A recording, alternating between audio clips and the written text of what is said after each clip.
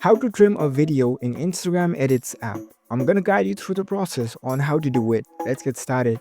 First of all, on your phone, launch the Edits app. After you are in the app, make sure that you are logged in with your account. Once you are logged in, you will see this kind of app interface. Now, in order to trim a video, let's add a video to the project. To create a new project, tap on this plus button. It'll open up the gallery and files from your phone. You can select the preferred video which you want to edit. Now the video has been added to your editing dashboard.